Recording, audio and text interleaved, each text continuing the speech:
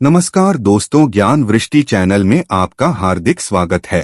एक समय की बात है, नारद मुनि तीनों लोकों का भ्रमण करते हुए विष्णु लोक में पधारे। वहां उन्होंने भगवान विष्णु और माता लक्ष्मी को प्रणाम किया। भगवान विष्णु और माता लक्ष्मी मुस्कुराते हुए नारद मुनि से कहते हैं कि हे नारद मुनि, आपका विष्णु लोक में कैसे आगमन हुआ। नारद मुनि कहते हैं कि हे नारायण, मैं विष्णु लोक में माता लक्ष्मी से मन में उठ रहे प्रश्न को पूछने की मंशा से आया हूँ। इस प्रकार माँ लक्ष्मी कहती है कि हे नारद मुनि, आप मुझसे निसंकोच होकर वह प्रश्न पूछ सकते हैं। नारद मुनि कहते हैं कि हे माता लक्ष्मी, ऐसी कौन सी 4 चीजें हैं जिसे देने से आप पृथ्वी लोक पर रह रही सुहागन स्त्रियों के घर से चली जाती है। मैं वह 4 चीजों के बारे में जानना चाहता हूँ। माता लक्ष्मी कहती है, हे मुनिश्रेष्ठ, आज आपने उत्तम प्रश्न किया है। इससे मृत्यु लोक पर रह रहे सभी मनुष्यों का कल्याण होगा। इसके पीछे की कथा को मैं आपको सुनाती हूँ, आप इसका तीनों लोकों में प्रचार करें। नारद मुनि कहते हैं कि हे माता लक्ष्मी, आप कृपा करके मुझे इसके पीछे की कथा को अवश्य सुनाएं। मैं इसका तीनों लोकों में श्रवण करूंगा। इस प्रकार माता लक्ष्मी कथा सुनाना आरंभ करती है। तो प्यारे मित्रों, आप भी इस कथा को पूरा सुने, क्योंकि इसका पूरा श्रवण करने से आपके सभी पाप नष्ट हो जाएंगे और माता लक्ष्मी की कृपा आप पर बनी रहेगी। आपका घर धन धान्य से भरा रहेगा। प्यारे मित्रों, कथा को आरंभ करने से पहले कमेंट बॉक्स में जय मां लक्ष्मी लिखना ना भूले। साथ ही चैनल को सब्सक्राइब, वीडियो को लाइक, ताकि आप हमारी प्राचीन कथाओं से जुड़े रहे। माता लक्ष्मी कथा सुनाना आरंभ करती है और कहती है, हे नारद मुनि, पृथ्वी लोक की स्त्रियों को कभी भी अपने घर की यह 4 चीजें किसी को भी नहीं देनी चाहिए। माता लक्ष्मी कहती है, हे नारद मुनि, पूर्व काल की बात है। मध्य देश में सुलोचना नाम की एक स्त्री अपने सास, ससुर और पति के साथ निवास करती थी। सुलोचना एक पतिव्रता नारी थी। वह घर के कामकाज में निपुण थी। सुलोचना का स्वभाव अत्यंत दयालु और परोपकारी था। वह हमेशा दूसरों की सहायता किया करती थी। सुलोचना का पति एक व्यापारी था। उसकी एक अनाज की दुकान थी। वह लोगों को उनकी जरूरत का सामान बेचा करता था। सुलोचना अपने पति से अत्यधिक प्रेम करती थी। वह प्रतिदिन अपने पति से पहले उठकर घर की साफ सफाई में लग जाती और घर के आंगन को साफ करती, घर के आंगन में रंगोली बनाती और तुलसी को प्रतिदिन जल देती और माँ लक्ष्मी की पूजा में लगी रहती। सुलोचना ने कभी भी किसी का निरादर नहीं किया। वह घर पर आए हुए साधु महात्माओं को कभी भी खाली पेट नहीं जाने देती थी। उन्हें हमेशा भोजन करवा कर ही विदा करती थी। सभी पड़ोसी सुलोचना की यह आदत देखकर उसको लक्ष्मी का ही स्वरूप मानते थे। सुलोचना हमेशा अपने घर के सदस्यों का ख्याल रखती थी। दान दक्षिणा देते समय कभी भी अपने हाथ को पीछे नहीं करती थी। जब भी लोग सुलोचना की प्रशंसा करते तो सदैव उसकी अच्छी बातें ही कहते थे, परंतु सुलोचना ने कभी भी अपने प्रति प्रशंसा को अहंकार की दृष्टि से नहीं देखा। वह सदैव लोगों से प्रेम व आदर से ही बात किया करती थी। एक दिन की बात है, सुलोचना की पड़ोसन सुलोचना के घर पर आती है। सुलोचना उसका स्वागत करती है और कहती है कि हे बहन, तुम्हारा मेरे घर में स्वागत है। बताओ तुम्हें किस चीज की सहायता चाहिए। सुलोचना की पड़ोसन कहती है, हे बहन, आज मेरे घर में कुछ ज्यादा ही रिश्तेदार आए हैं, इसलिए मुझे तुम्हारे घर के चकला, बेलन और तवे की जरूरत है। मेरे रिश्तेदारों के जाते ही मैं तुम्हें चकला, बेलन, तवा तुरंत ही लौटा दूंगी। सुलोचना कहती है कि हे बहन, इसमें इतनी विनती करने की क्या आवश्यकता है। अभी मुझे चकला, बेलन और तवे की आवश्यकता नहीं है। तुम इन चीजों को मेरे घर से ले जा सकती हो। फिर सुलोचना रसोई घर के भीतर जाती है और चकला, बेलन, तवा लाकर उस पड़ोसन को दे देती है। पड़ोसन कहती है कि हे बहन, तुम्हारा कोटि कोटि धन्यवाद। जैसे ही मेरे रिश्तेदार जाएंगे मैं तुम्हारा चकला, बेलन, तवा लौटा दूंगी। फिर वह पड़ोसन सुलोचना का चकला, बेलन, तवा लेकर अपने घर चली जाती है।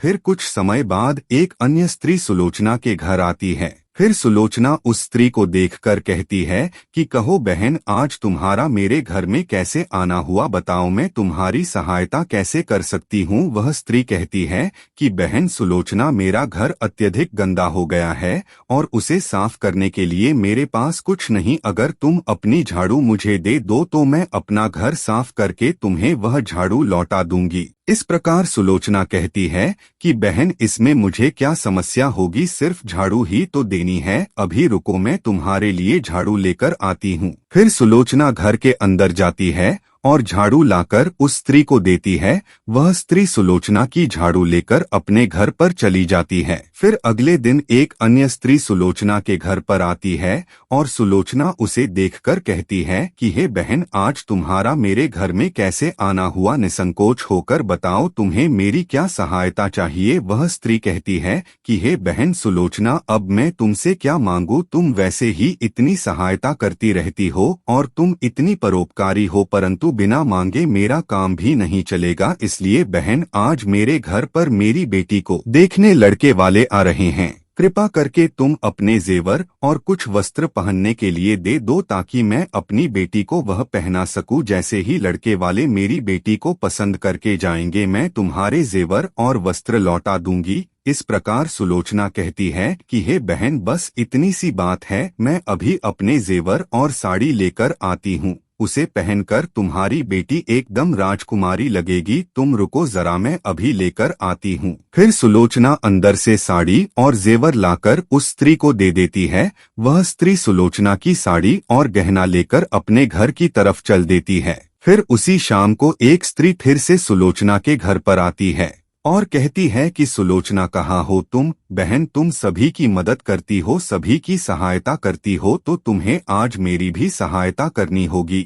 इस प्रकार सुलोचना कहती है कि बहन, तुम चिंता मत करो, तुम्हें मेरी किस प्रकार सहायता चाहिए। वह स्त्री कहती है, बहन, मेरा बच्चा भूखा है और मेरे घर में दूध नहीं है, कृपा करके मुझे थोड़ा सा दूध दे दो ताकि मैं अपने बच्चे को पिला सकूं। सुलोचना कहती है, बहन, इसमें इतना संकोच करने वाली क्या बात है, मैं अभी अंदर जाकर दूध लेकर आती हूँ। फिर सुलोचना उस स्त्री को रसोई घर से दूध लाकर देती है और वह स्त्री दूध लेकर अपने घर की ओर प्रस्थान करती है। फिर रात होते ही सुलोचना का पति घर पर वापस आता है और सुलोचना अपने पति को देखकर अत्यंत प्रसन्न होती है और अपने पति की सेवा में लग जाती है।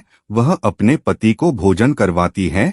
फिर रात होते होते दोनों पति पत्नी सो जाते हैं। सुबह होते ही उन्हें एक ऐसा समाचार मिलता है, उनके दरवाजे पर एक आदमी दौड़ता हुआ आता है और सुलोचना के पति से कहता है कि हे भाई, कल रात को तो तुम्हारी दुकान पर चोरी हो गई है। यह बात सुनकर सुलोचना का पति दौड़ता हुआ अपनी दुकान पर जाता है और वहां पर देखता है कि उसकी दुकान का सारा सामान चोरी हो गया, सामान के साथ साथ सारा धन भी चोरों ने चुरा लिया है। यह सब देखकर सुलोचना का पति दौड़ता हुआ अपने घर पर आता है और अपनी पत्नी सुलोचना को सारी बात बताता है। यह सब सुनकर सुलोचना अत्यंत दुखी हो जाती है। फिर सुलोचना अपने पति को आश्वासन देते हुए कहती हैं कि हे स्वामी, आप चिंता ना करें, अभी भी हमारे घर में अत्यधिक धन रखा हुआ है जिससे आप दोबारा से व्यापार शुरू कर सकते हैं। फिर सुलोचना अपने पति को अपनी तिजोरी की तरफ ले जाती हैं और वह जैसे ही तिजोरी को खोलती हैं, वह तिजोरी खाली पड़ी होती है। यह सब देखकर सुलोचना का पति और क्रोधित हो जाता है और अपनी पत्नी से पूछता है, तुम मुझे बताओ यह तिजोरी खाली कैसे हुई। सुलोचना घबरा जाती है और अपने पति से कहती है कि हे स्वामी, मुझे नहीं पता कि इसके अंदर का सारा धन कहाँ चला गया, मैं तो प्रतिदिन घर पर ही रहती हूँ। फिर सुलोचना का पति कहता है कि यह जो तुम प्रतिदिन घर पर बुलाकर लोगों की सहायता करती हो, उन्हें भोजन खिलाती हो, उन्हीं में से किसी ने हमारे घर का सारा धन लूट लिया है। फिर सुकन्या की सास भी आकर सुलोचना को भला बुरा कहती है और उसको कहती है कि यह सब तुम्हारे ही कारण हुआ है, तुम ही घर के अंदर सभी को बुलाकर उनकी सहायता करती रहती हो, इसी वजह से यह सारा धन चला गया। घर के सभी सदस्य सुलोचना को भला बुरा कहने लगते हैं। यह सब सुनकर सुलोचना अपने पति को सांत्वना देती है और कहती है कि हे स्वामी, आप क्रोधित ना हो, मैंने अभी अभी अपनी पड़ोसन को कुछ गहने दिए थे, मैं तुरंत जाकर उससे गहने लेकर आती हूँ। सुलोचना उसी समय अपनी पड़ोसन के घर जाती है तो वहां देखती हैं कि उस पड़ोसन के घर पर ताला लगा हुआ है। फिर सुलोचना आकर अपने पति को सारी बात बताती है। सुलोचना का पति सुलोचना की बात सुनकर और अधिक क्रोधित हो जाता है और अपनी पत्नी से कहने लगता है कि सुलोचना, तुम्हारे दान देने के कारण हमारा यह हाल हुआ है, हमारे घर का धन वैभव चला गया, इसलिए तुम इसी समय में इस घर से निकल जाओ, तुम इस घर में और नहीं रह सकती। सुलोचना कहती है, हे स्वामी, मेरा इस संसार में आपके सिवा कोई भी नहीं, मैं इस घर को छोड़कर कहाँ जाऊंगी। सुलोचना का पति क्रोधवश कहता है, मुझे नहीं पता, तुम कहीं पर भी जाओ, परंतु तुम अब इस घर में नहीं रह सकती, तुम्हारे ही कारण मेरा सब कुछ नष्ट हो गया, तुम और इस घर में रहोगी तो मेरा बचा कूचा भी सब नष्ट हो जाएगा। सुलोचना कहती है, स्वामी, मैंने कुछ गलत नहीं किया है, मैं इस घर को छोड़कर कहाँ जाऊंगी, कृपा करके मुझ पर दया कीजिए। सुलोचना का पति नहीं सुनता और उससे कहता है, तुम अब इस घर में एक पल के लिए भी नहीं रह सकती, तुम इसी वक्त इस घर से निकल जाओ। सुलोचना का पति अपनी पत्नी को धक्के मार के उसे घर से बाहर निकाल देता है। फिर सुलोचना घर से बाहर चली जाती है। फिर उसे माँ लक्ष्मी का मंदिर नजर आता है। फिर वह उस मंदिर में जाकर माँ लक्ष्मी से प्रार्थना करती है, माता लक्ष्मी, मैंने ऐसा कौन सा पाप किया है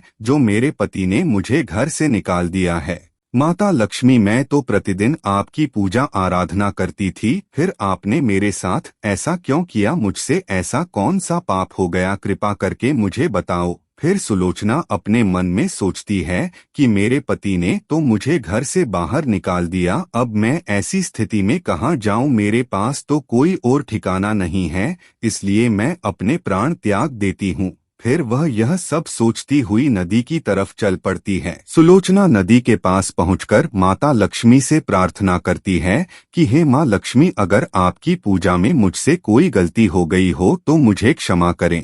इतना सब कहते हुए सुलोचना जैसे ही नदी में अपने प्राणों को त्यागने के लिए जाती है, इसी समय में माँ लक्ष्मी प्रकट हो जाती है और कहती है, हे पुत्री, हे सुलोचना, तुम यह सब क्या करने जा रही हो। जैसे ही सुलोचना माँ लक्ष्मी को देखती हैं, वह अत्यधिक प्रसन्न हो जाती है और माँ लक्ष्मी को बार बार प्रणाम करती हैं। माँ लक्ष्मी कहती हैं कि हे पुत्री, तुम यह क्या कर रही हो, किसी भी मनुष्य को अपने इस प्रकार से प्राण नहीं लेने चाहिए, यह महापाप है, ईश्वर ने जो शरीर दिया है उसे इस प्रकार नष्ट नहीं करना चाहिए। माता लक्ष्मी की बात सुनकर सुलोचना कहती है, हे माता, मैं इस प्रकार का जीवन नहीं जी सकती, मेरे पति ने मेरा त्याग कर दिया है, मैं अपने पति के बगैर नहीं रह सकती, इसलिए मैं अपने प्राण त्यागने के लिए आई हूँ। माता लक्ष्मी कहती है कि हे सुलोचना, यह सब तुम्हारी ही भूल के कारण हुआ है, इसी कारण से तुम्हारे पति ने तुम्हें तुम्हारे घर से बाहर निकाल दिया है। सुलोचना, तुमने अनजाने में कुछ ऐसी वस्तुओं का दान कर दिया जिसकी वजह से मुझे तुम्हारे घर से जाना पड़ा। जो भी स्त्री अपने घर की चीजों को दे देती है, उस घर में मेरा कभी भी वास नहीं होता, मैं उन वस्तुओं के साथ ही उस घर को छोड़कर चली जाती हूँ। फिर सुलोचना कहती है कि हे माता लक्ष्मी, कृपा करके मुझे बताइए, ऐसी कौन सी चीज है जिनका दान नहीं करना चाहिए, और मैंने अनजाने में ऐसी कौन सी चीज का दान कर दिया जिसकी वजह से आपको मेरा घर छोड़कर जाना पड़ा। इस प्रकार माता लक्ष्मी कहती हैं, हे नारद मुनि, इस प्रकार मैंने सुलोचना को वह वस्तु बताई जिसका दान स्त्रियों को कभी भी नहीं करना चाहिए। कृपा करके आप भी ध्यान से सुनो और संसार की समस्त स्त्रियां इसको ध्यान से सुने। सबसे पहली वस्तु है चकला, बेलन और तवा। स्त्रियों को कभी भी अपने घर से इन चीजों का दान नहीं करना चाहिए। रसोई घर में इन चीजों से हमेशा पवित्रता बनी रहती है। इन्हीं चीजों से भगवान विष्णु का प्रसाद बनाया जाता है और उन्हीं से बनाई गई पहली रोटी भी गौ माता को खिलाई जाती है। इसलिए इन वस्तुओं को हमेशा स्वच्छ और शुद्ध रखना चाहिए। दूसरों को देने पर यह अशुद्ध हो सकती है और फिर इनका प्रयोग करना अशुभ फल दे सकता है। हे सुलोचना, तुमने अपनी पड़ोसन को यह वस्तुएं दान में दी थी। सुलोचना, अब तुम दूसरी वस्तु के बारे में सुनो। दूसरी वस्तु थी झाड़ू, जो तुमने अपनी पड़ोसन को दी। जिस वस्तु में मेरा सदैव वास होता है, जो वस्तु मुझे अत्यधिक प्रिय है, तुमने वही उठाकर पड़ोसन को दे दी। हे सुलोचना, जो स्त्री अपने घर की झाड़ू उठाकर दूसरों को दे देती है, मैं उस घर में नहीं ठहरती, इसलिए मुझे तुम्हारे घर से जाना पड़ा। झाड़ू से घर की स्वच्छता रखी जाती है और तुमने वही उठाकर दे दी। जहाँ स्वच्छता होती है वहीं मेरा वास होता है। ध्यान रहे सुलोचना, झाड़ू को हमेशा छुपा कर रखना चाहिए। बाहर वाले व्यक्ति की उस पर नजर नहीं पड़नी चाहिए। झाड़ू पर कभी भी पैर नहीं लगना चाहिए। नई झाड़ू से कभी भी विष्ठा आदि गंदगी साफ नहीं करनी चाहिए। हे सुलोचना, तीसरी वस्तु है आभूषण। किसी भी स्त्री को अपने आभूषण किसी अन्य स्त्री को नहीं देने चाहिए। मैं सदैव ही आभूषणों में निवास करती हूँ। स्त्रियों के 16 श्रृंगार में आभूषण ही है जो सबसे ज्यादा महत्वपूर्ण होते हैं। एक विवाहित स्त्री को अपने आभूषण किसी अन्य स्त्री को पहनने के लिए नहीं देने चाहिए। जो स्त्री अपने आभूषण दूसरी स्त्री को पहनने के लिए देती है उसके जीवन में दुर्भाग्य आता है। सुलोचना, अब मैं तुम्हें चौथी वस्तु के बारे में बताती हूँ। कभी भी शाम हो जाने के बाद सफेद चीजों का दान नहीं करना चाहिए, परंतु तुमने शाम हो जाने पर ही सफेद चीज का दान किया था। शाम के समय सफेद चीज का दान करने से दुर्भाग्य आता है। शाम के समय सफेद चीजों का दान करने से मनुष्य के जीवन में अशुभ काल आता है। इस प्रकार माँ लक्ष्मी सुलोचना से कहती है कि हे पुत्री, अपने घर की इन सभी वस्तुओं को दान में कभी भी नहीं देना चाहिए, ना ही किसी को उपयोग में देना चाहिए। माता की बात सुनकर सुलोचना हाथ जोड़कर खड़ी हो जाती है और कहती है कि हे माँ लक्ष्मी, मुझे क्षमा करें, मुझे यह सब बातों का ज्ञान नहीं था। अब मुझसे कभी भी जीवन में यह भूल नहीं होगी। आप मुझ पर कृपा करें, कृपा करके मुझे सही मार्ग दिखाएं। माँ लक्ष्मी कहती है कि हे पुत्री, तुमने पहले ही प्रायश्चित कर लिया है, इसलिए इसी समय तुम अपने घर पर वापस लौट जाओ। मैं तुम्हें तुम्हारा सारा धन वैभव वापस लौटा देती हूँ। इतना कहकर माँ लक्ष्मी अंतर्ध्यान हो जाती है। फिर सुलोचना माँ लक्ष्मी को धन्यवाद करती है और अपने घर की तरफ चल देती है। तभी उसका पति सामने से आ रहा होता है और वह अपनी पत्नी को देखकर उससे कहता है, सुलोचना, तुम मुझे क्षमा कर दो, मैंने तुम्हें बहुत भला बुरा कहा। तुम तो हमारे घर की लक्ष्मी हो। सुलोचना का पति कहता है कि माता लक्ष्मी की कृपा से हमें हमारा धन वैभव फिर से मिल गया है। तुम तुरंत अपने घर पर चलो। सुलोचना का पति कहता है, जिन सब व्यक्तियों ने तुमसे वस्तुएं ली थी वह सब हमें वह वस्तु लौटा गए हैं और तुमसे उन्होंने माफी मांगी है। यह सब सुनकर सुलोचना अति प्रसन्न हो जाती है और वह दोनों अपने घर की तरफ चल देते हैं। सुलोचना फिर से सुख समृद्धि के साथ अपने घर में रहने लगती है। इस प्रकार माँ लक्ष्मी कहती है, हे नारद मुनि, यह 4 चीजें किसी को भी दान व उपयोग में नहीं देनी चाहिए। नारद मुनि कहते हैं, हे माँ लक्ष्मी, आपने यह कथा सुनाकर मुझ पर और समस्त संसार की स्त्रियों पर कृपा बरसाई है, इसलिए मैं आपका कोटि कोटि धन्यवाद करता हूँ। प्यारे मित्रों, माता लक्ष्मी के द्वारा सुनाई गई कथा आपको कैसी लगी? आशा करते हैं आपको पसंद आई होगी। ऐसी अद्भुत और प्राचीन कथाओं को सुनने के लिए चैनल को सब्सक्राइब, वीडियो को लाइक और कमेंट बॉक्स में जय माँ लक्ष्मी लिखना ना भूले। साथ ही वीडियो को अपने मित्रों में शेयर करना ना भूले।